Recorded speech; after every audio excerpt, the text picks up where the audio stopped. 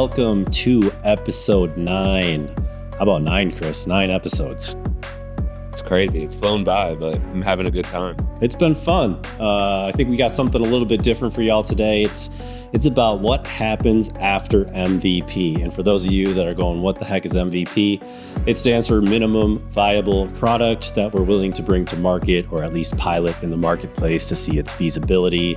So we're no longer building the product currently, but we're facing the reality of growing, funding, and pitching our ideas.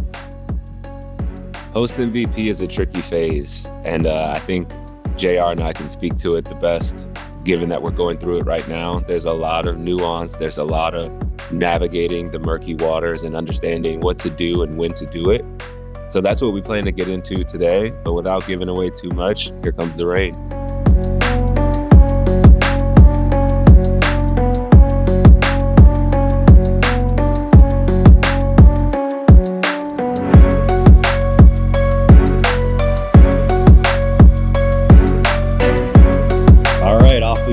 Welcome to the post MVP reality check. A lot of people get through this MVP phase, get their product, get really excited about it. And they say, all I got to do is put this thing in the app store and people are going to buy it. But does it work like that, Kris? I don't think it does. It does not work like that. And I will be the first to say that was kind of my expectation when we first started this venture together, and come to reality moment for me for sure, but a huge learning moment nonetheless. Yeah, so MVP really validates feasibility. Are you able to bring it to market? Can you make the thing? But it does not validate demand. We're past can we build it? We have built it, but now we're entering the phase of who cares and who pays to use it.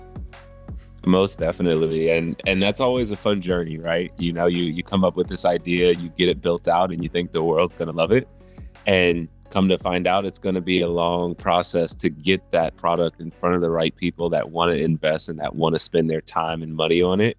And you can't get discouraged. You got to stay positive. And a word of advice from me is always being able to pivot is going to be a huge factor in success in being an entrepreneur and having any MVP type of product. You always want to be flexible and be able to pivot no matter what's going on to get to that finish line. And that's what we're here to talk about today. Yeah, you were a big voice in this for Whift. And, we have a product and we can't just say, hey, it's good, everybody use it, believe us. You kept saying, no, we have to listen to the market. We have to let them use it and hear what they have to say. And feedback, whether positive or constructive, we have to take it and use it. And often that constructive feedback is more valuable than the positive. You don't want people fluffing it up and just saying, hey, good job, guys. We're friends. This is good work. You're going to do awesome. We actually value incredibly the constructive stuff that says like, hey, this is good, but have you thought about adding this feature or this feature? Or, I don't have a user account to save my information. Can you add that on? You really have to listen to your market to make sure that you're delivering the product they actually want instead of forcing a square peg in a round hole. Most definitely. And to add on to that, your market, when you first set out, may change. And that's something that we had to learn in this journey as well. When you're dealing with a target market and you get the product or the MVP in front of them, the target market that you thought was the perfect fit may not be the perfect fit that you dreamed of when you scoped this thing out. And going back to my point, you have to be able to pivot and understand, well, if this isn't the market, who is, and what do we need to be doing to get in front of those people? And to JR's point, taking in that good feedback, whether it be constructive or just amazing feedback, it's all pointing you in the right direction on how to move forward and how to continue to get into the right people and eventually hit that big fish of an investor or a potential buyer of your product.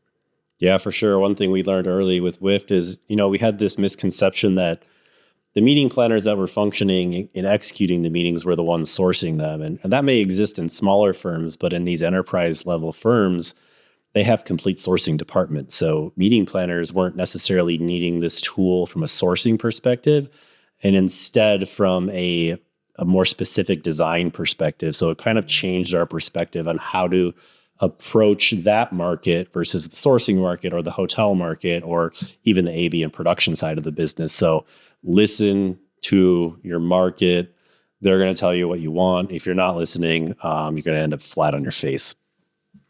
Most definitely. And sometimes your market may not know the problem exists. They may not know the problem that you're trying to solve as soon as you put it in front of them.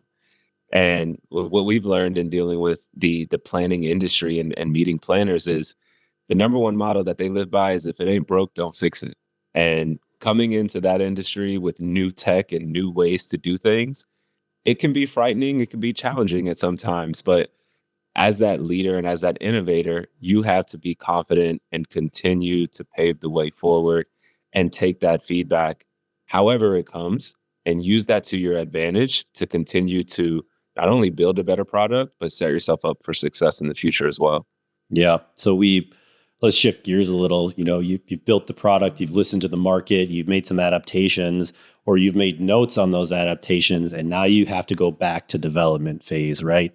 And you find yourself in this funding desert. You're pre-revenue, you're pre-launch, but you have a marketplace that says that they'll use your product. So now you're in this missing middle. You've got a great product. How do you get people on board? Angels want to see demand, VCs want to see scale. We don't have any of those things, but you can still get funded. Most definitely. The next step in that process is finding someone who's willing to try your product out and give you valuable feedback. And what JR and I learned in this process is piloting is a huge, huge win to get that first set of eyes on your product, get real people in the industry using your product, but also you're going to get a ton of feedback, whether it be good or bad. And that is what you're going to use to build your recipe for success, to get in front of these VCs and get in front of these angels who are going to be potential investors in your product. And the more you pilot and the more you work with different organizations, you come to learn more about the idea and the product that you're building and what's the best way to continue to pour into that product. And it may not be what you always thought it was from the start of this thing. And that's where being flexible and learning how to pivot is always going to come back to the number one thing that you need as an entrepreneur in this situation is being able to take that criticism and take that constructive feedback, but turn it into a positive thing that keeps you pushing forward. Yeah. And these investors first want to see that you're doing that you're listening to their customers, but they also want to see that you have the ability to listen to them. Because if they're going to put money in the mix, they're going to want some input or a seat at the table. And whether that's a board seat or just an investment stake, they're going to have some stuff to share with you. So in those conversations with them, you have to be a good listener. You have to be open to suggestion. Don't abandon your product completely just to appease them, but be listening for those signals and what they need and lean on their expertise. They've been in this place before, 19 out of 20, small investments, $1 million to $1.5 million investments might fail. So they've seen what the winning ones can do. So don't look at your investors just as money. Make them partners in the process and make sure they understand that you understand that as well. That is so important. And really just being your authentic self when you get in front of these people and in these rooms, it goes a long way and it goes beyond the product. Because at the end of the day, you're investing in a person as well. Mm-hmm. And you want to make sure that you come off as authentic while also confident that you know that this is a good idea. You know that it's going to be a success. You just need a little bit of help along the way. And that's a key thing that these investors and these VC companies will look for is not only your confidence, but who are you as a person and as a founder? And how are you going to continue to drive this thing forward? And making sure that comes through, whether you're pitching or whether you're having a scoping call with someone, always showing that you've scoped this thing out, you've mapped it out, you've thought of all of the different scenarios of how this thing could be a success, but also sharing a little bit of a personal side to make sure that you're connecting with this person as your authentic self.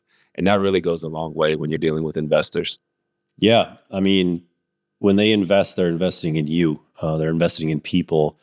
I'd like to think it's 50-50 product and founders, but it's probably leaning more towards the founders. Do you know your market? Is there founder market fit? Does your founder market fit create an unfair advantage in the marketplace that might rocket ship you out? Are you going to listen? Are you the best person for this job? Or do you have other distractions in your life? So they're going to are you all in on this startup? Are you doing other things? They're going to want to hear that too. And the steps that go along with that. So if they're going to give you money, you better believe that they're going to want to see step 1 through 100 to get that done. 100%. And every time we talk about this topic, I cannot help but flash back to so many of the hundreds of episodes of Shark Tank that I've watched. Yeah. And to be in this position today and just to see how those conversations and those pitches have gone back and forth between the different sharks, it's a reality. And people want to know about who you are, why you created this idea, and what you plan to do with it, and what you do for a living. And believe it or not, that could be what gets you the investment that you've always dreamed upon, rather than promising this crazy suite of features or this revolutionary product. A lot of the times it falls down to who are you, what is your work ethic, and how far are you willing to go to push this thing forward? Yeah. And are you wearing too many hats? They're going to look at, I'll just tell you the challenges of looking at me. They'll say, hey, you're running another business. They'll look at you, Kris, and say, hey, you've got a full-time job. If we give you this money, how does that change? How are you going to put 40, 60, 80 hours a week into this process? How are you, JR, going to manage 2 businesses at the same time from the top? They're going to want to know what that looks like. It's a strategic advantage that we're both in the marketplace that this product will fall in, and we have connections throughout it. But they're going to want to see a path to your commitment. Can you commit the time, but also can you recruit? What can you prioritize? Even part-time or fractional hires that you can bring in quickly to build credibility. And the cool thing that we've done, Kris, is we have all those ducks already in the row, and we can tell that to them. Sure. We just need to find the right partner.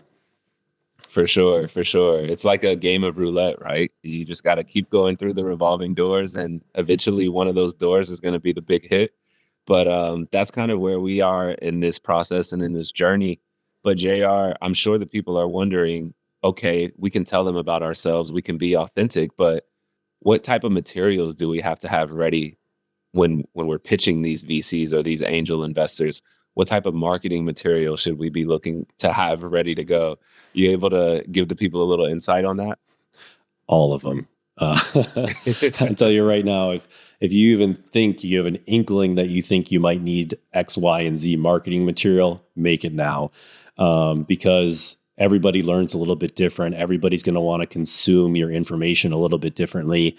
And you'd be naive to think that you could throw a pitch deck that's 30 slides long and attach it to an email and that anybody's going to read it. So it's important that you almost create an interest funnel. The first reach out might be cold or warm, but it just needs to be a hello, here's who we are. The second one might be a one-pager, something really easy for them to digest. That third they might ask for a pitch deck. But whenever you send a pitch deck, you should say, we want to present this to you live, because without you presenting it, they're just reading between the lines of that content. So, and you might have investors that might learn better in a meeting like this, or face-to-face, or via video. So before any of those things are needed, go over to ChatGPT and say, help me develop a one-pager, help me develop a pitch deck, help me develop a script for a video that can quickly introduce my product, help me put together a communication funnel for VCs or angels so that I have the right idea how to approach them. Leverage all the tools you have, and there's the marketing materials you put together now will pay out in spades later. Most definitely. And to your point, every investor is different. Every investor works a little bit different in how they want to learn about who you are and what your company is about. And just being able to show, hey, no matter what type of speed you're on, we have a document that gives you all the information that you need, and it's at your own fingertips whenever you want to read it. Having that moment where you got to go back and say, yeah, give me a couple of days to put that together, that you're already starting off on the wrong foot. So being proactive and having those one pagers, those fully built out pitch decks, your 12 to 18 month plan, all of those things go to show your focus, but also your forward thinking. And that's really what investors are looking for. Jazzing it up and making it look nice is always a nice cherry on top, but having that foundation, you always want to be ready to go whenever you get in these rooms with these people. Yeah. And remember, these are living documents. Don't just make them, file them away and let them sit there for 3 months and don't use them. If you sat on it for 3 months and you've got more data on your app, that document likely is outdated. So make sure that you're updating your pitch decks. Make sure you're updating your one pagers to address where you know you are in the marketplace, the new information you have, or your new path forward. Otherwise, you could end up in a scenario where you're putting old information in front of them because you made a thing 3 months ago. Most definitely. Okay, so we know we're pitching our authentic self. We know we're coming with an amazing set of one pagers and materials that are just going to blow these investors away.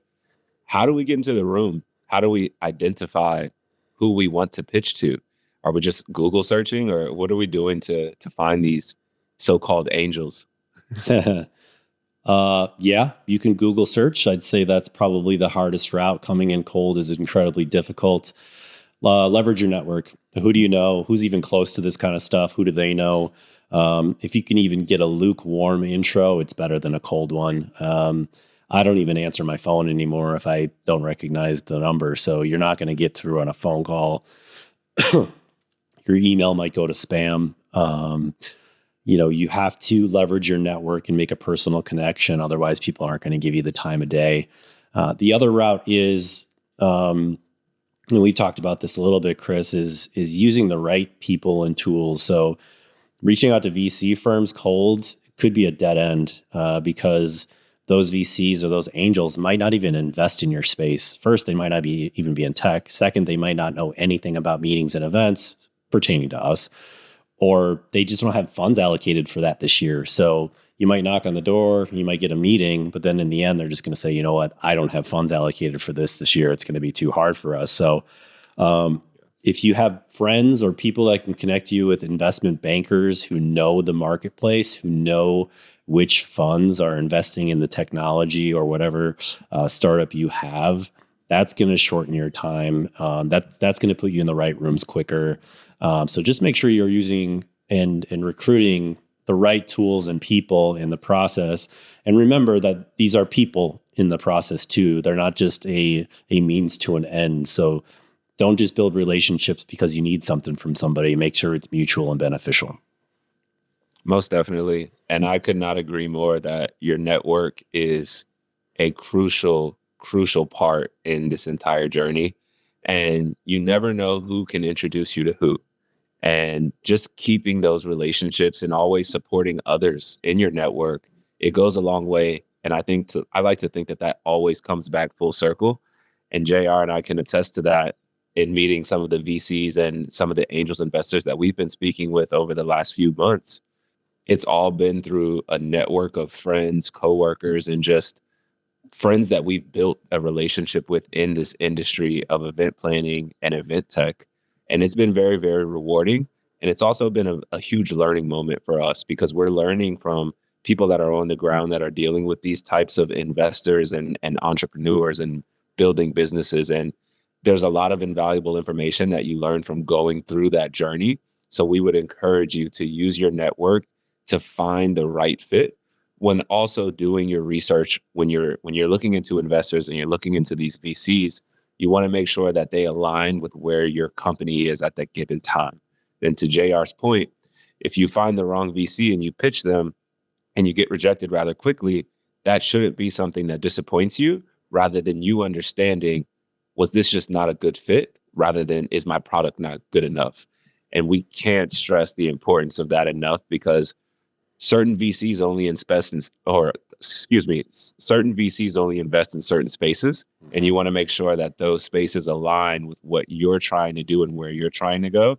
Because if you don't, then you quickly get rejected, and that can be disappointing to start off your journey.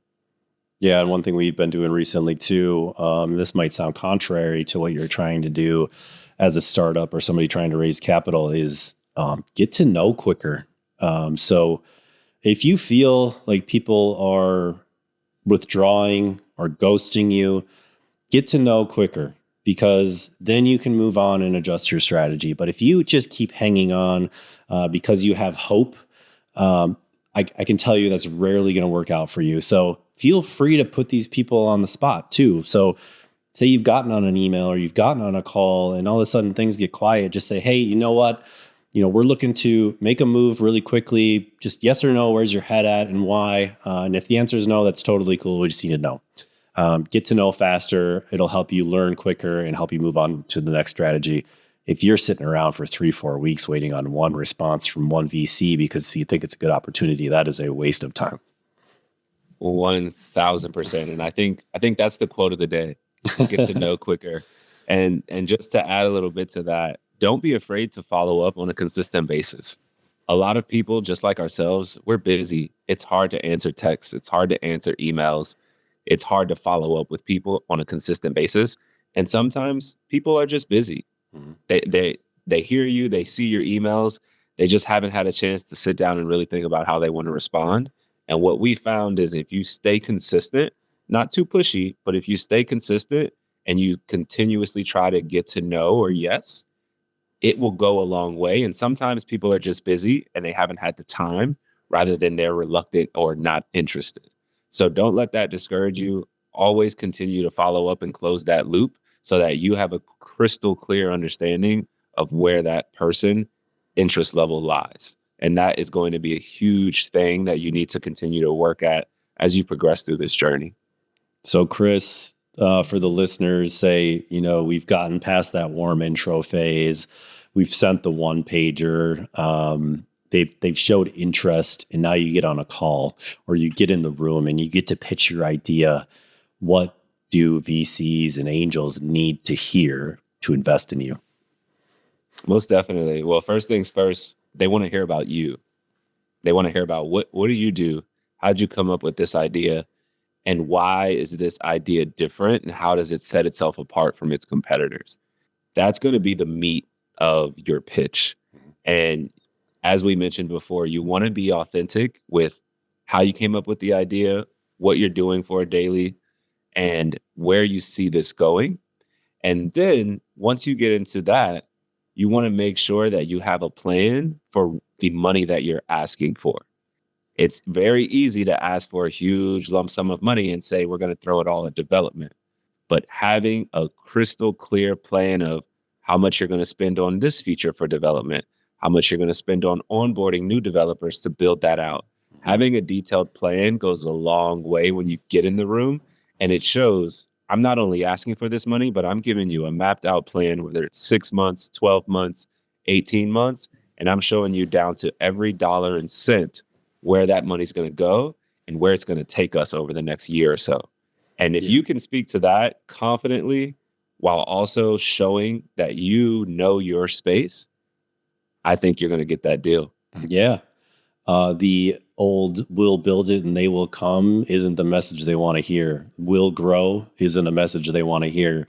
They want to hear we're going to onboard 10 pilot partners, expand to 3 regions, and prep for these new features. We have folks already interested if we roll out X, Y, and Z. Here are the 5 steps in the 5 months that it's going to take to get through them. Be very specific about tactical operations and how you're going to get there. But also, who, like Kris said, who are your users? What is the market? What percentage of the market, Kris, do I get my money back? That's what I want to know. When do I start making money? Tell them that stuff too, because if you say, hey, this market is 1 million people, all I need is 5% to get to profitability, they might be throwing money at you. Most definitely. You always want to tell them how they're going to get their money back and how fast that's going to happen. That'll make you their friend really quick. So make sure you're baking that into your plan before you get into that room and you're pitching. Yep. But all of that's good stuff, JR. And I know you and I are still learning this thing as we go. But I'd like to think we've made some good traction and some good headway in the rooms that we have been able to step in and pitch. And I'm excited to see the outcome of some of those opportunities as well. Yeah. So if you're in this post MVP pre-revenue zone, no, you're not alone. There's a lot of VC companies out there investing right in that space. But it will be one of the hardest stretches of your journey. You're going to have to scrape and pull and grind your way through it. And there's no one size fits all playbook. We're approaching this from a tech perspective. If you're certainly in another market, there's other ways to approach this. We're going to approach different VCs than you do, but we want to hear about it. So let's hear about your adventure in this space. I want to learn from you all. What am I missing? What did I screw up today? So let us know. Maybe we'll bring you on the show and we can have a conversation. Most definitely. And I like to think if you're pre-revenue, your revenue is your feedback. Get as much feedback as you can from reputable planners, reputable companies, whoever in your space is willing to give your product a shot and fill out a survey. That is your revenue before you get to real revenue. And that goes a long way if you don't have revenue. If you have a lot of thorough, really good feedback that says why this thing's good or why it's not and what would make it better, that is not taken lightly. And I would encourage you to continue to build that before you get to revenue so that you can show that you're working on a foundation and you're working on a base. The money's just not there yet. I love that. Your revenue is feedback. Chase it. Go get it. Second quote of the day. Yep. And then just to wrap it up, remember your investors are buying more than your idea. They're buying you. Be real. Show your commitment to the product. Show a roadmap to success. Show them how committed you are. That's the stuff they want to hear. They're investing in people as much as products. Most definitely. And to the listeners out there, if there's anyone that's in the same position as us right now, or maybe you have an idea and you're thinking about starting a company or building an MVP, we'd love to hear from you. We'd love to hear kind of your thoughts. And if you have questions, feedback, like, comment, subscribe, and let us know what your thoughts are on this topic. We'd love to hear. Maybe we do a part 2 of this, JR, and we kind of go through the comments and address some of the questions that come through and make it a collaborative session, because I know this is a huge topic and I know there's tons of other people going through this same thing right now. And I'd love to make this a space where we can just bring others on and delve into those topics. Yeah, let's make a community out of this. Let's help each other out. Like we said before, mutual value. If I can learn from you and you can learn from me, then we're all winning. So bring your questions. We're happy to answer them. Happy to answer. Don't forget to like, comment, and subscribe. It's always a pleasure. Episode 10 is up next. See you next time.